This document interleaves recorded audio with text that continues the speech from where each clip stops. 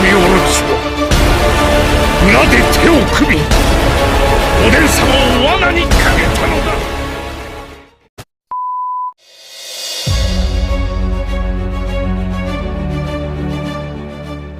Halo anime lovers, kembali lagi dengan channel M Anime dalam segmen review manga. Dalam segmen review manga kali ini kita akan membahas chapter terbaru dari One Piece, yaitu chapter 1062. Tapi sebelum lanjut ke pembahasannya, bagi kalian yang belum subscribe, silahkan subscribe terlebih dahulu agar kalian tidak ketinggalan video-video selanjutnya.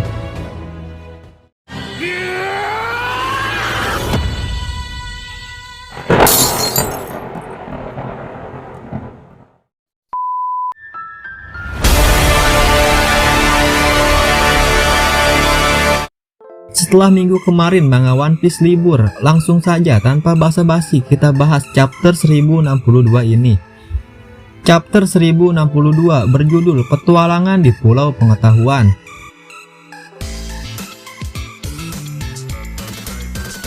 Untuk cover story di chapter ini masih menceritakan perjalanan Jirma 66. Tapi cover story ini menunjukkan bahwa kota coklat, kota yang ada di Whole Cake Island sudah dipenuhi dengan es.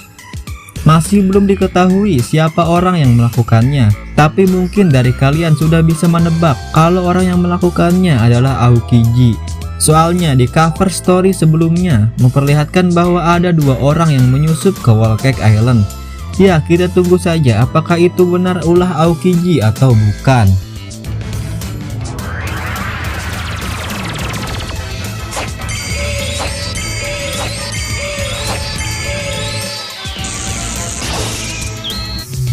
Chapter ini masih melanjutkan apa yang terjadi di chapter sebelumnya, yang mana di chapter kemarin kita diperlihatkan kemunculan seorang wanita yang mengaku sebagai Dr. Vegapunk.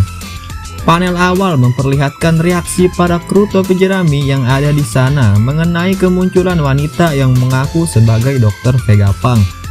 Terlihat di sini bahwa reaksi para kru topi jerami berbeda-beda. Franky yang memang sudah kagum dengan Dr. Vegapunk terlihat sangat senang bisa bertemu dengannya. Franky juga mengatakan bahwa Dr. Vegapunk adalah panutannya. Sedangkan Robin merasa curiga karena ia baru pertama kalinya mendengar bahwa Dr. Vegapunk adalah wanita muda. Sedangkan Dr. Vegapunk sudah aktif selama berpuluh-puluh tahun lamanya. Dan benar saja, wanita itu mengatakan bahwa ia hanyalah kloningannya dari Dr. Vegapunk. Dan dia juga mengatakan bahwa ia adalah Punk nomor 2 dengan nama Vegapunk Lilith.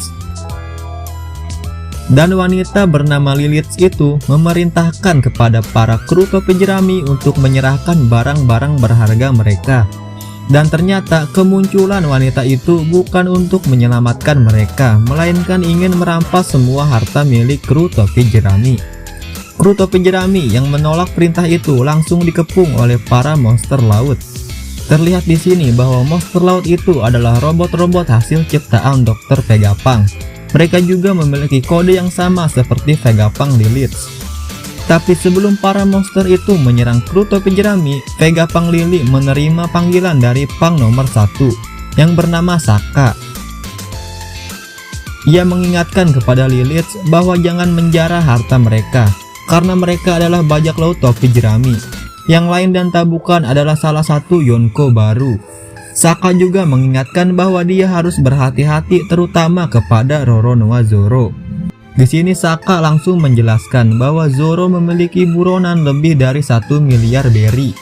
Dan Zoro kelihatan sangat amat tenang saat itu. Saka yakin bahwa Lily sudah berada dalam jarak serangan Zoro. Dan dia mampu mengalahkan Lily hanya dengan 1 kali tebasan saja. Begitu juga dengan Nico Robin.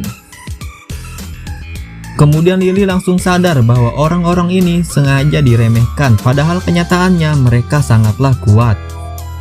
Zoro mengatakan kepada Lily bahwa ada satu hal yang kuinginkan darimu, sebaiknya kau jangan macam-macam. Apakah Zoro ingin dibuatkan GPS agar tidak tersesat lagi? Ya, kita tidak tahu. Lalu Saka memerintahkan kepada Lily untuk membawa kru topi jerami masuk ke dalam pulau. Panel kemudian berpindah menunjukkan Luffy dan Bonney yang sedang berada di dalam pulau. Bonney bercerita kepada Luffy bahwa dulu saat Bonney masih kecil ia pernah pergi ke tempat ini. Di sini juga terungkap bahwa Bonney merupakan anaknya dari Kuma. Hal ini menjawab pertanyaan kenapa Bonney datang kemari Joa. Ya, karena ia ingin menyelamatkan ayahnya yang dijadikan budak oleh para Tenryubito. Dan kemudian Bonney mengatakan bahwa ia datang kembali ke pulau ini karena ia ingin bertemu dengan Dr. Vegapunk dan dia ingin membunuhnya. Karena Vegapunk adalah orang yang merubah Kuma menjadi makhluk yang tidak berperasaan, bahkan tidak mengingat siapa dirinya sendiri. Jinbe yang mendengar hal itu langsung marah karena hal seperti itu tidak bisa dimaafkan. Setelah itu, Luffy dan yang lainnya terkejut karena melihat kota yang luar biasa canggih. Di sana terlihat banyak robot dan juga monster raksasa. Akan tetapi mereka tidak bisa disentuh. Bonney menjelaskan bahwa semua ini hanyalah hologram. Setelah itu muncul kloningan Dr. Vegapunk lainnya, yaitu Punk nomor 6 bernama Atlas. Luffy yang mengira itu adalah hologram langsung meninju perut dari kloningan itu. Tapi ternyata itu bukan hologram. Luffy pun langsung ditinju balik sampai terpental jauh. Luffy langsung meminta maaf kepada kloningan Dr. Vegapunk itu.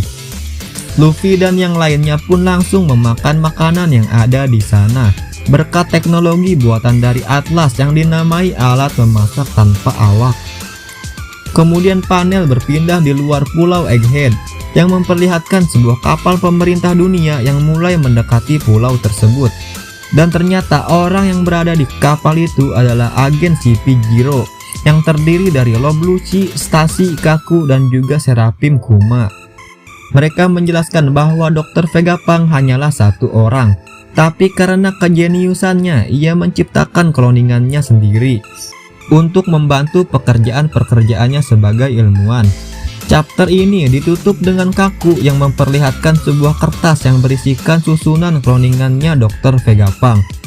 Total ada 6 satelit kloningan dari Dr. Vegapunk, dan di setiap kloningannya ini memiliki kepribadian dan tugas masing-masing. Di antaranya adalah Punk nomor 1 logika bernama Saka, Punk nomor 2 kejahatan bernama Lilith, Punk 03 bakat bernama Edison, Punk 04 kebijaksanaan bernama Pythagoras, Punk 05 kemarahan bernama Atlas, Punk 06 keinginan bernama Yoke. Dan tujuan CP0 datang ke Pulau Egghead adalah untuk mengembalikan Seraphim ke Pulau Egghead dan juga ingin menghabisi seluruh Dr. Vegapunk yang ada di sana. Rob Lucci juga mengaitkan kejadian di Pulau Lulusia dengan Dr. Vegapunk. Apakah akan terulang pertempuran antara Luffy dan Rob Lucci? Patut kita nantikan. Ya, sekian dulu review chapter kali ini. Untuk manga One Piece minggu depan tidak tahu libur atau tidak.